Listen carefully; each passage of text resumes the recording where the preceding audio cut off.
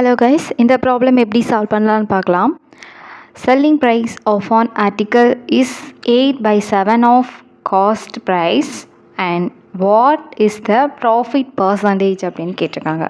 First selling price. இந்த selling price எப்படி இருக்குது? 8/7 ஆஃப் காஸ்ட் ப்ரைஸ்க்கு ஈக்குவலாக இருக்குது. ஸோ நம்ம எப்படி எழுதலாம்?